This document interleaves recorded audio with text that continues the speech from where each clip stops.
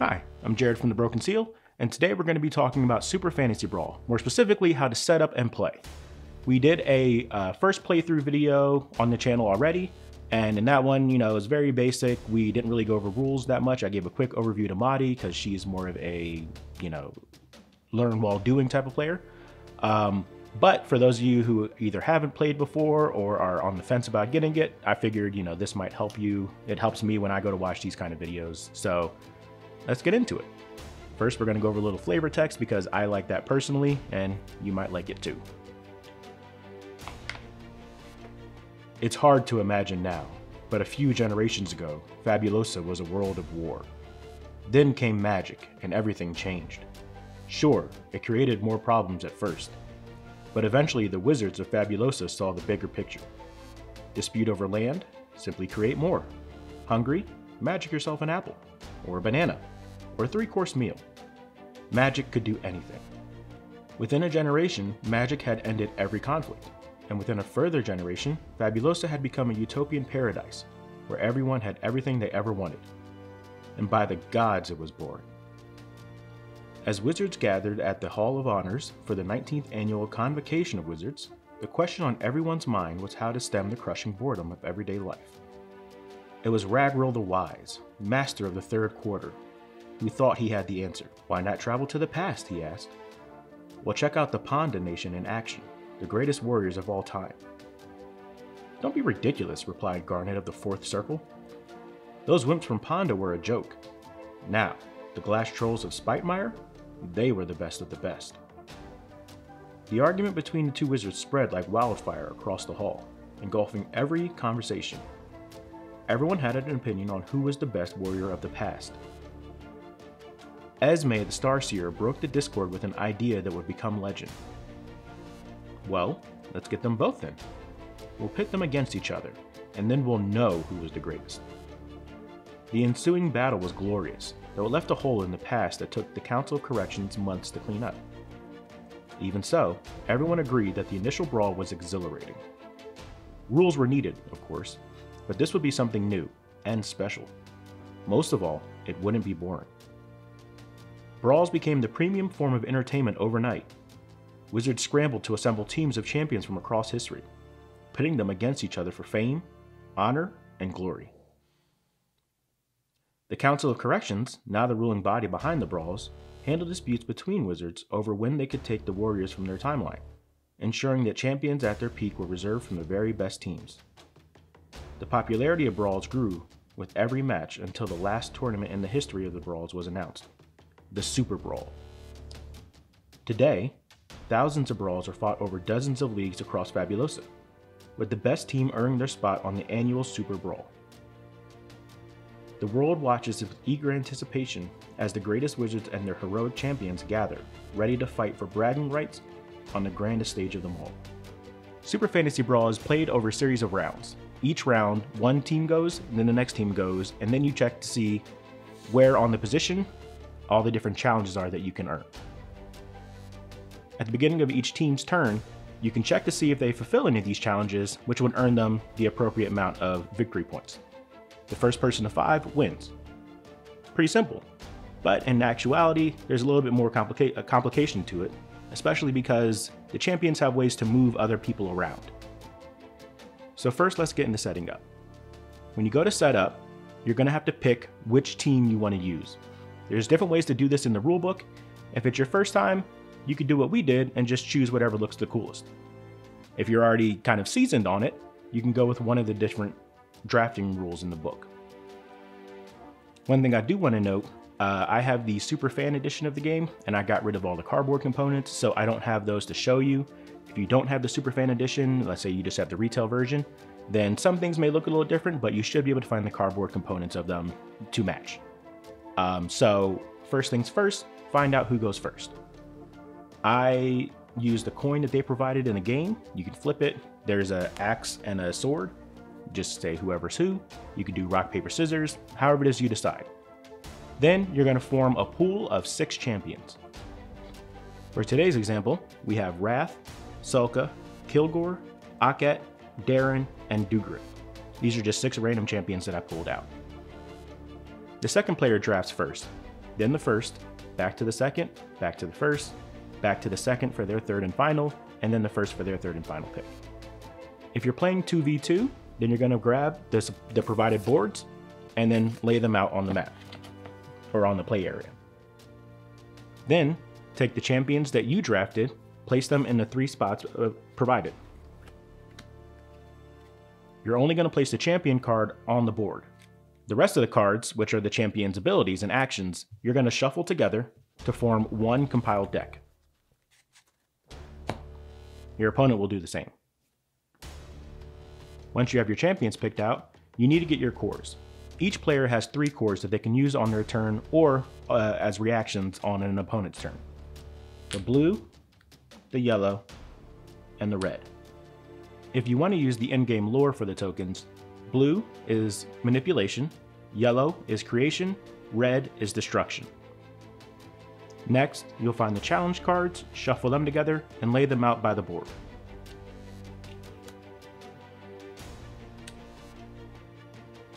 On your first round of gameplay, one challenge will be available for a point, the other one is not yet available.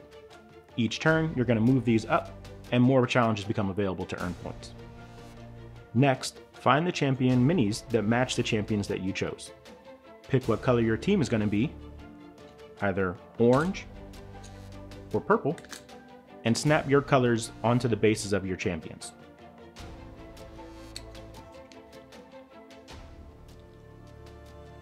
Yeah. Body's horrible. Once you've picked out your champions, you're going to set traps. The first player is going to put down 2 traps, and then the second player puts down 2 traps. The traps are all random, so you want to make sure that the trap side is face up. Traps start off in the trap hexes, of which you can see there are 3 on the board, or on each side. As the game progresses, they might go into different areas, but at the very least to start, they're going to go there. The first player is going to draw a hand of 5, then the second player is going to draw a hand of 5. First player can decide whether or not they want to keep their cards and then discard any they don't want, then drawing up to get to 5. Second player can do the same. After cards have been drawn, first player is going to place their champions on their side of the board.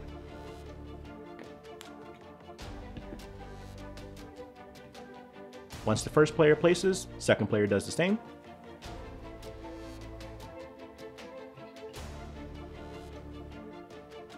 And then you're ready to play. Make sure you have nearby trophy tokens as well as damage tokens. You'll need those during the game.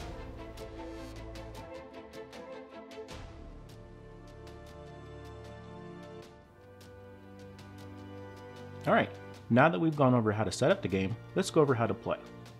Play is going to be going from first to second player, then to advancing the scoreboard. On a player's turn, there are going to be 3 phases: the scoreboard, activation, and upkeep. On the scoreboard phase, they're going to check to see if they meet any of the challenges on the challenge track. If they do, they get the challenge as well as the listed victory point.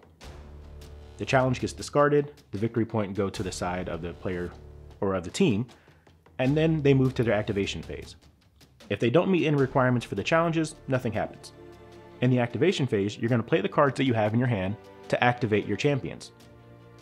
There are different symbols on the cards to let you know what the cards do and don't do. Most of the cards will have attacks or some kind of text on them to let you do more things than you could do just normally. If, however, you don't have any abilities or cards that you want to play, there is always a standard amount of actions you can take on the side of your board. We'll go over those in a minute though. And then in your upkeep phase, you're going to ready all of your cores, discard your cards down, and then draw back up to 5. In this game, you don't get to keep your hand at the end of the turn unless you have some kind of effect that allows you to do it. So let's go over the kind of cards that you have in your hand. There's going to be attack cards, skill cards, and reaction cards. Attack cards do what they say. They attack the opponent in some kind of way and usually have an effect that benefits you and hurts your opponent, obviously. Skill cards are special skills that your champion can do. The skills usually target something specifically or affect the champion or their team. The skills are also noted not only by their symbol, but the champion symbol in them as well. And next and finally, we have reactions. Reactions actually get played on your opponent's turn, and they help to benefit you when your opponent attacks or does some other kind of movement. Reactions can vary. Some of them allow you to give, some of them give you shields, while some of them can do damage to an opponent, or some of them can prevent damage. Now that we've gone over the type of card, let's also look at the color of the card, which matters. You'll see that the color of the cards match the cores that you have available: yellow, red, and blue. When you go to play a card, you flip that core over, noting that you've spent it and you can't use it again this turn unless you have some effect that allows you to. So for instance, I can only play one of the 3 yellow cores available. As I mentioned earlier, if you don't have any cards or abilities that you want to use, you can always use standard actions. The blue core allows you to move one and plan one. Plan means that you get to place a card from your hand on the top of your deck, which means that you get it at the end of the turn when you discard down and draw back up. The yellow core allows you to move one and heal. This allows you to move any hex and then heal 1 damage from a player. The red core allows you to move one and deal 1 damage to an adjacent enemy. It's kind of like a small attack. And then you can spend any of the cores that you want, just one of them, to move 2. So, for instance, I could spend all 3 cores to move 6 total. Now let's look back at the action cards again. So on the action card, you'll notice on the left side, there'll be different icons. The icons let you know what the cards allow you to do. For instance, hit and run allows you to move 3. There are 9 steps that you take when you go to resolve an action card. The first step is to use as much of the movement that you want. For instance, if we're using hit and run, I can move up to 3 hexes. Next, I resolve any abilities that have an arrow card above the action icon. These are known as pre-attack actions. They must be completed before you continue the rest of the steps. Next, choose if you're going to use the attack. If you choose not to make an attack, the activation ends immediately. Otherwise, move on. After you've decided if you're going to make an attack, you declare your targets. Then, your opponent chooses whether or not they play reactions. Then you compare the target's defense value, resolve any attack damage, and then resolve any after effect from abilities, and finally resolve any after effects or post-attack effects from the attack card that you just played. For instance, if we did use hit and run, I would be able to move 3, 1, 2, 3, attack at a range of 2, so let's just say Solka was here, attack at a range of 2, doing 2 damage to Solka, and then dash 2 away. If Solka had a reaction, for instance, this curse, the reaction would happen before my dash. So in this example, I would attack Solka. Solka would get 2 defense, and then the attacker gains root, which doesn't allow me to move. Skill cards follow the same rules. They have things on the side letting you know how much they can do, and then text in the middle. There are different denotions for how far away you can attack. This symbol means that you have to be in melee range with the target. This symbol means that it's indirect attack, but it has to be at least 2 hexes away. The number will give you the value of hexes away that it has to be. If you see this symbol, that means that it has to be in a straight line from you to the target. Now that we've gone over action cards, let's talk about ways to earn points. The quickest way to earn points is by killing another champion, or knocking them out really. When you knock out a champion, you gain 1 victory point. That's not the only good thing about knocking out a champion. When you knock out a champion, your champion gets to level up. You flip them from their basic side to the leveled up side, which features better artwork, or different artwork, let's say, and also an ability for that champion. For instance, with Wrath, when he levels up, his attack gains poison 1. If your champion's already leveled up and they kill another champion, they don't level up again, they just stay the same. However, if a champion that's leveled up is knocked out, then they level down. So try not to let that happen. Once both of the players have gone, or teams if you're playing with 4, you slide down all of the challenges and you reveal a new one. Once the challenges reach the end, they get discarded and then continue on. Lastly, you'll notice that a lot of the action cards feature keywords. These are bolded words that mean something specific. There's a list of keywords in the back of the book, which will give you a rundown of what each champion or each keyword can do. I recommend having them on hand because until you know them by heart, there's going to be a lot of times you're going to need to reference it to make sure you're doing the right thing. And that's Setup and Play.